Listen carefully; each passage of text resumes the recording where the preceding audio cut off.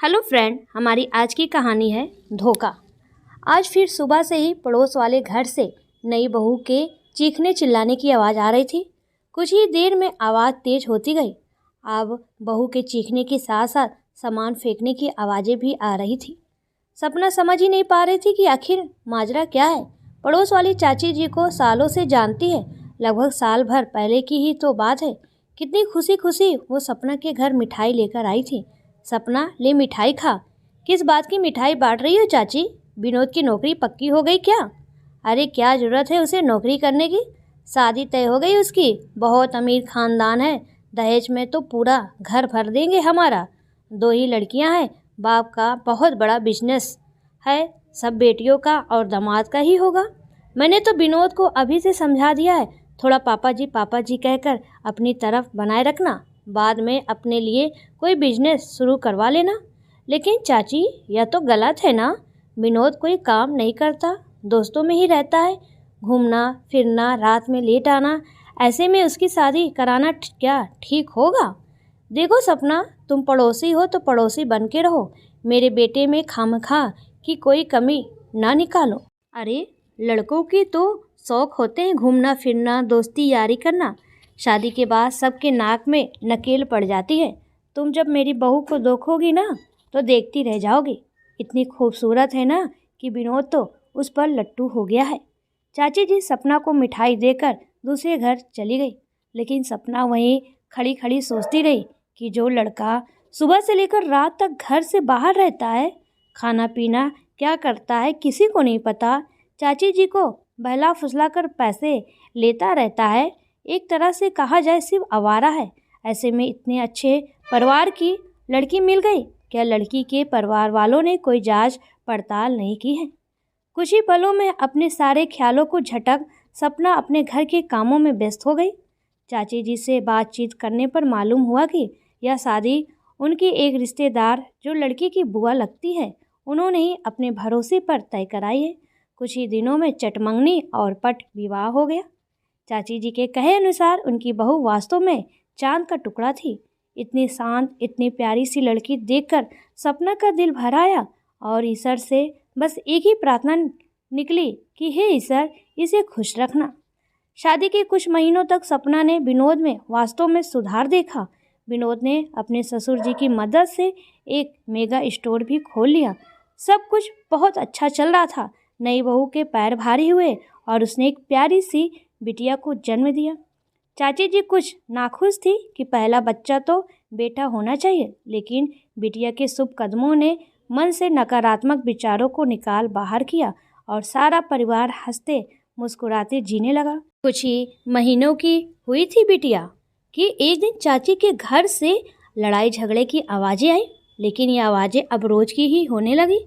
एक दिन चाची जी से हिम्मत करके पूछ ही लिया, क्या बताएं बेटा, इन आजकल की लड़कियों के नखरे ही खत्म नहीं होते।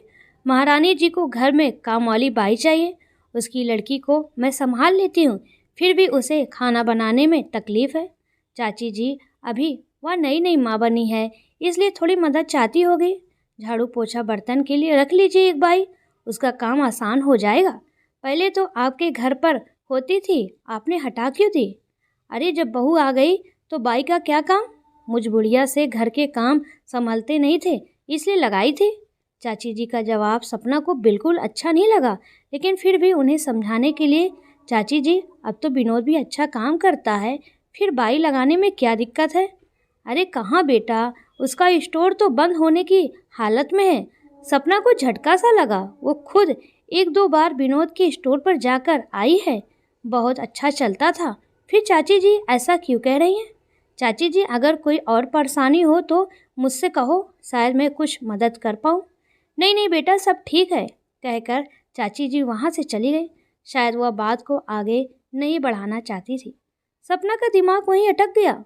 शाम को जब सपना के पति दुकान से घर वापस आए तो सपना ने विनोद का जिक्र छेड़ा।